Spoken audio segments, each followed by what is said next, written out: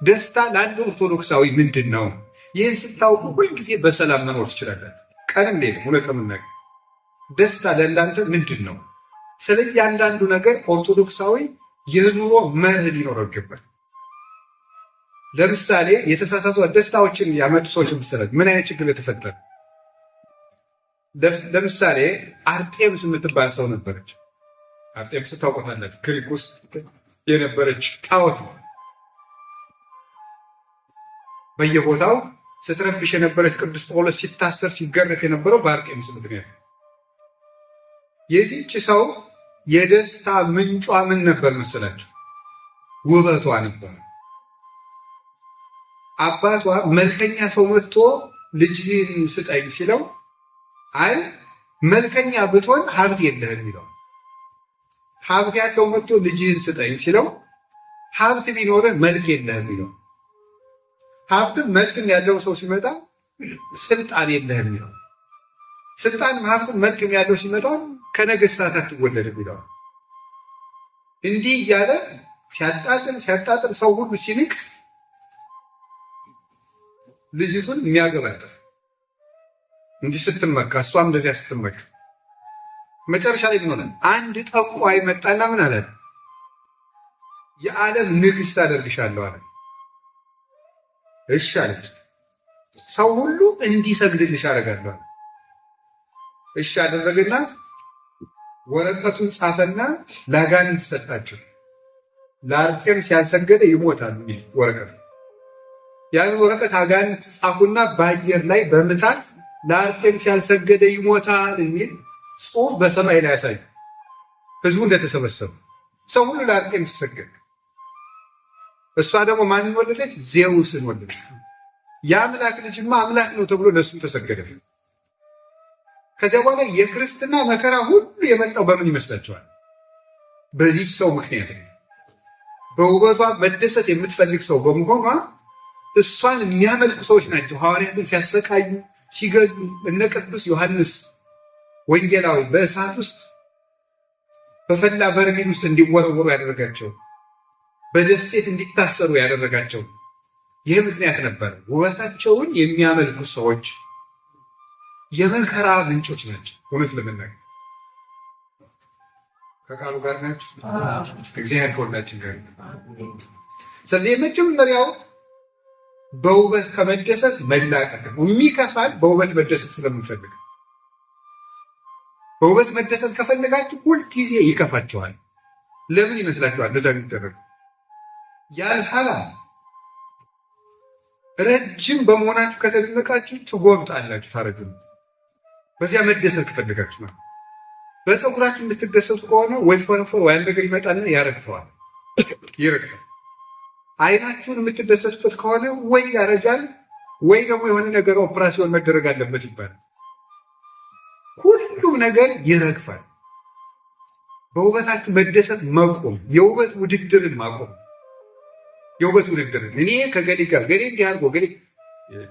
ትናንትና አንድ ሰው እያገኘን አባታችን ጋር እዚህ ፈረንጅ የሞሮኮ ሰው ነኝ መሰለኝ የሞሪሸስ ሰው ነኝ እና እንደው ለኢትዮጵያ ሄጄ ነበር አንድ 10 ጊዜ አለ። ምን ትመክረናለህ ለኢትዮጵያውያን አልኩ።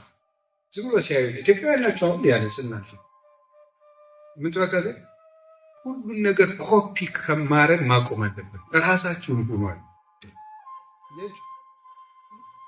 ከአሜሪካ ያየነው ሁሉ ማድረግ፣ ከዚያ ያየነው ሁሉ ማድረግ፣ ሁሉን ነገር ኮፒ በማድረግ ማንነታችን አጥተናል። ለኢትዮጵያውያን የምመክረው ከ2000 ዓመት በላይ የሆነ ማንነት አላችሁ። ማንነታችሁን ጠብቃችሁ ነው ብሎ ነበር የነገረን ማለት ነው። ምሽት ላይ ያገኘነው ወደ ባውስ ልጅ ነገር። ስለዚህ እግዚአብሔር ቤተሰቦች ሰው ውበቱን በውበት መደሰት ሲፈልግ ነው የሚደረገው ይጠፋል። ፋሽን ለምሳሌ ለምን ላይ መጣው? ለምን ይመስላችኋል? ፋሽን ሰው ሁሉ ድሃ ያደረገው ማንነትን የለወጠው አውሮፓውያን ማንነታቸውን እያጡ በምን ይመስላችኋል? በፋሽን ከመደሰት አይታችኋል። የሰው ፍላጎት መጀመሪያ ለምሳሌ ሰፊ ልብስ ነበር ሰው የሚለብሰው፣ ሰፊ ሱሪ ነበር የሆነ ጊዜ። አሁን ደግሞ ጠባብ ከግልጋል ጥብቅ የምትል የወንዶች ራሱ ነበር። ቀጥሎ ቀዳዳ ሱሪ በውድ ነው የሚሸጠው እሱ። እንዴት ቀዳዳ ሰው በውድ ገዝቶ ፋሽን ያደርጋል? አዳዲስ ነገሮችን በመሞከር መደሰት ከፍተኛ የሆነ የህሊና ስቃይ ነው። አታውቁትም? እውነት ለመናገር ማለት የእግዚአብሔር ሰዎች ውበት ደስታ አይደለም። በፍጹም አትደሰቱ። ሰው ሁሉ መልከኛ ነው። ኦሪት ዘፍጥረት ምዕራፍ 1 ቁጥር 26 ላይ እንደተባለ ሰው ወደ ትክክለኛው መልኩ ነው መሄድ ያለ። የምንከፋው ወደ መልካችን እየሄድን ስላልሆነ ነው። መልካችን እንደሆነ ነግራችኋል። አሁን መልካችን ውስጥ አይደለም። ትክክለኛው መልካችን እግዚአብሔር ነው የሚሰጠው። ወደዚያ ስንሄድ ነው ደስታችን መገኘት የሚችለው። አሁን ምን ፀጉሩ ተከረከመም አደገም ምንም አለ ምንም ተደረገ ምንም ደስታ የለም። ሰዎች ተጅጎርጉረው ልባቸው ግን በየደቂቃው ይደማል ይመስላል። ሲስቁ እውነት ይመስላል። በፍጹም አይደለም። ተብለጭልጨው ልባቸው ግን የጠቆረ ነው። እንኳንስ የቤተክርስቲያን አባት ዲዮጋኔዎስ የተባለው ፈላስፋ አላያችሁትም? በጣም ሽቱ የተቀባ ሰው በአቴንስ አደባባይ ሲሄድ ምን ብሎ እንደመለሰለት? መልካም ሽቱ ተቀብተሃል፣ የነፍስህን ክርፋት ግን በምን ማራቅ ትችላለህ ነበር። ውስጥ በሽቱ አይርቅማ። ደግሞ እናንተ የሽቱ ሀገር ነው ያላችሁት ፈረንሳይ።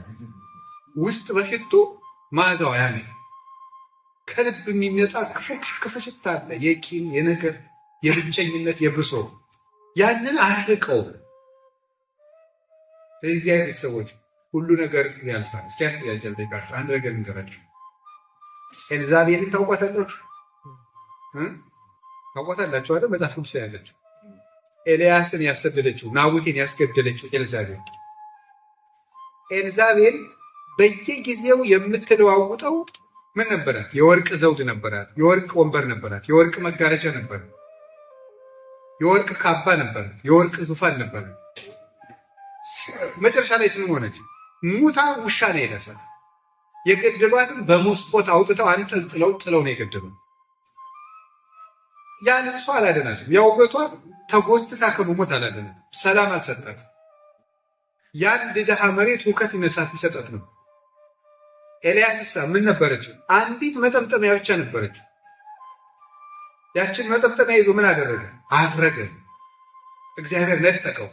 ሲነጥቀውሳ የድሃው የኤልያስ መጠምጠሚያ ወሩሮት ለተማሪው ለኤልሳ ወሩሮለት ሄደ። ኤልሳ ሲሄድ ዮርዳኖስ ሲደርስ የመምሬ የኤልያስ አምላክ ወዴት ነህ ብሎ በመምሩ መጠምጠሚያ ዮርዳኖስ ሲመታው ተከፈለለትና ተሻገረ። የእግዚአብሔር ቤተሰቦች የድሃው የኤልያስ ልብስ እሱን ወደ ሰማይ አሳርጓል፣ ባህር ከፍሎ አሻግሯል።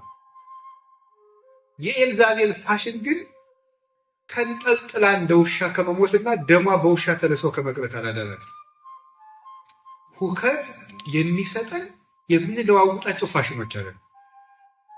አንደኛው መከራ በውበት በሚሰጥ እግዚአብሔር ሰው።